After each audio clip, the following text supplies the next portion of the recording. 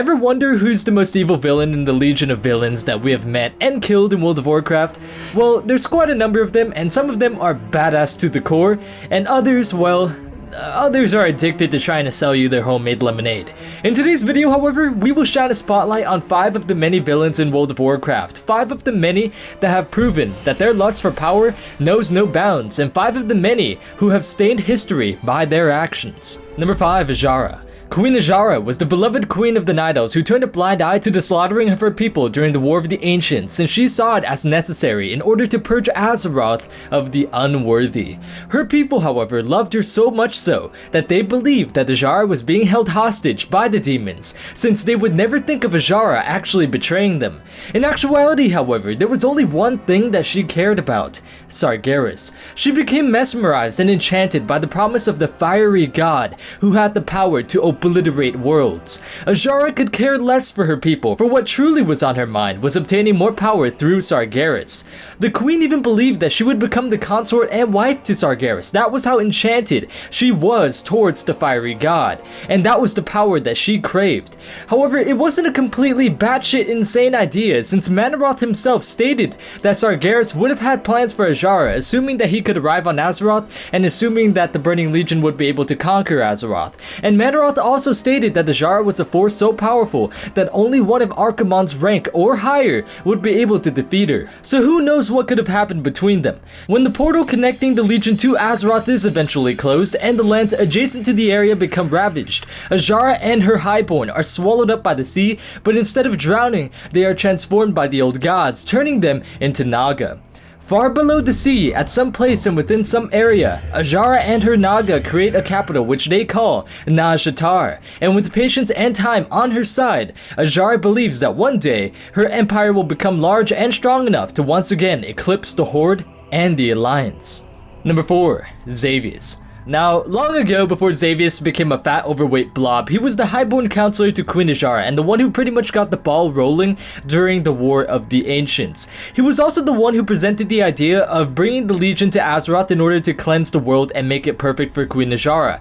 However, as the war dragged on, XAVIUS began seeing himself as less of a servant to the great god Sargeras and more so as an equal to the Legion's commanders. He even saw himself as a rank above Hakar the Houndmaster and as a rank rivaling that of even Manaroth, if not even surpassing it. In the first third of the war, Malfurion manages to kill XAVIUS, and when he does that, Sargeras captures XAVIUS' spirit and tortures it remorselessly, only stopping when he realizes that XAVIUS could still prove useful to the war effort. The Dark Titan transforms XAVIUS into the first satyr, giving him power the Highborn Counselor had never yet wielded, and with that power, XAVIUS began turning many of the other Highborn also into satyrs. The ones that he didn't, he saw as lesser and beneath him, and still would probably see them that way even if they were satyrs to begin with. When the war continues on and Malfurion once again confronts him and turns him into a tree, XAVIUS is taken out of the war and thought to be dead. However, we soon find out that the powers of the Void transform him into the Nightmare Lord, and give him the means of which to corrupt the Emerald Dream, and manipulate Fandral Staghelm into nearly melding the physical plane with the Emerald Nightmare plane itself.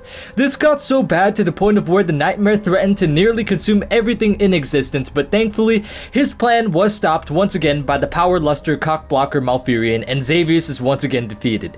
In Legion, however, the Nightmare Lord once again returns, corrupting the lands of Val'Sharah and managing to capture Malfurion, and corrupt many venerated druids, the demigod Cenarius, and even she of the Dreaming, Ysera herself. Number 3, CHO'GALL. CHO'GALL was a two-headed ogre mage who was freaking insane. I mean, you kind of have to be to serve the old gods, but we'll get into that in a few minutes.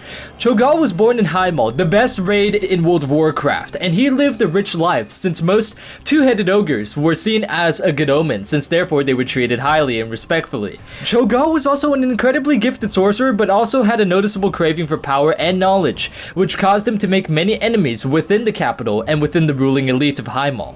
The elite feared that CHO'GALL and those who followed him would stage a coup and take control of Highmaul, and so the elite tried to assassinate him but ultimately failed, causing him to flee from Highmaul. But ultimately by doing so, he came across another being who was just as power hungry, if not even more so, than himself. GUL'DAN. GUL'DAN was impressed by the two-headed ogre, and in addition to the arcane arts that CHO'GALL had already possessed, GUL'DAN taught him how to wield Fel, and even introduced him to the Shadow Council, to the Horde, and made him his own apprentice. However, CHO'GALL never had any loyalty for GUL'DAN. The second he met the Warlock, CHO'GALL was prepared to turn his back on him the moment that GUL'DAN had nothing left to teach him. One day, however, CHO'GALL was sent on a mission to investigate the Pale Orcs, who were believed to have delved into dark magic.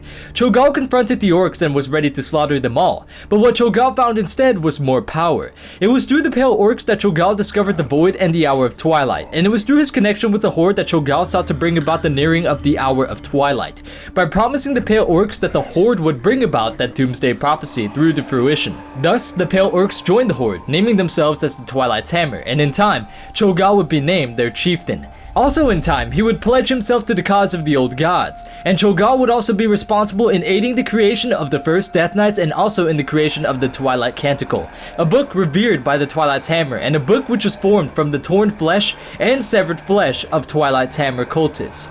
Eventually, CHO'GALL's devotion to the old gods would grant him even further power as he is twisted by Cthulhu into the form that we see him as within the Bastion of Twilight in the Cataclysm. During the expansion itself, CHO'GALL was responsible for enslaving hundreds of elementals, summoning a forgotten one, and also attempting to assassinate Varian Rin and Garrosh Hellscream. The assassination attempt, however, failed, causing us to retaliate by assaulting the Twilight Highlands and ending the insane ogre once and for all. Number 2. Archimon. Archimon is the right hand of Sargeras and the most power-hungry between either he and Kil'jaeden. When Sargeras first arrived on Argus with the offer of giving the Eredar a place in his legion, most of the Eredar joined Sargeras because they wanted more knowledge. Archimon, however, craved more power, and knew that by joining Sargeras he would achieve this. Years before Archimon would become a leader of the Eredar, there was another leader, Thalkiel, who was the master to Archimon. Thalkiel attempted to amass an army of demons powerful enough to kill Kil'jaeden and Velen and overpower his people in hopes of attaining power on Argus. However, before this could happen, his quote-unquote trusted apprentice Archimon, who many people had warned Thalkiel that he was envious of the power that Thalkiel wielded, but Thalkiel just ignored these warnings, betrayed Thalkiel by telling the Eredar of what his master had planned. Together, the Eredar quashed Thalkiel and his army before they could take control of Argus. However, Archimon did not do this out of the good of his own heart. He did this so that he could acquire more political power and status, and he was right. For his actions, he was appointed as one of the leaders of the Eredar. What many did not know, however, was that Archimon had jewelers gild Thalkiel's skull. The public believed that he did this as a warning to all those who wanted to delve into dark magic or who had delved into dark magic, but the truth behind this was Archimon did this so that the skull could enhance magic which would be channeled through it. Through Thalkiel's skull, Sargeras began influencing Archimon, showing him visions of worlds that were bathed in fell fire, and an endless army that washed over worlds, and at the head of this army was Archimon, commander of all. When Sargeras came to Argus with his offer, Archimon was the first one to accept the Dark Titan's offer. Number 1. GUL'DAN, original timeline. Once again, this hunched-over Demon Blood Mountain Dew spokesman is on our list again. GUL'DAN is perhaps one of the most evil characters in Warcraft for the simple fact that he has no limits to his lust for power. He will damn anyone, enslave anything, and betray any entity in hopes of acquiring greater power. GUL'DAN was the one to damn his people by not only deceiving them into going to war with the Draenei under the directions of Kil'jaeden, but GUL'DAN was also the one who corrupted the lands and separated the Orcs' ties with the elements by not only prohibiting the practice of shamanism, but by also introducing Fel, which eclipsed the practice of shamanism as a whole. The Orc Warlock was also the one responsible for enslaving the Orcs to the Legion by giving them the quote-unquote gift of the blood of Manaroth, knowing full well that it would damn his people. He was also responsible for forming a Shadow Council which operated behind the scenes and manipulated Blackhand and the Horde into doing what they perceived was the best option for the people as a whole, when in reality, the Shadow Council only worked to further GUL'DAN's interests. When the Orcs arrived on Azeroth and the war between the Horde and the Alliance carried on, GUL'DAN delved into the mind of Medivh in order to find the whereabouts of the tomb of Sargeras in hopes of venturing there to acquire more power.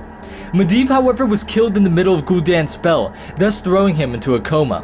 When the Warlock awoke, he found that Doomhammer had killed Blackhand and was now War Chief of the Horde, so GUL'DAN pleaded for his life and showed Doomhammer a token of his loyalty. GUL'DAN and CHO'GALL created the first Death Knights, which Orgrim believed to have been loyal to the Horde, when in reality, they were loyal to GUL'DAN.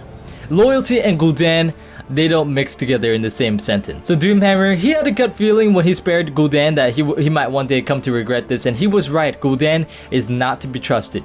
Gul'dan also founded a new orc clan named the Stormreavers who would once again be loyal only to him.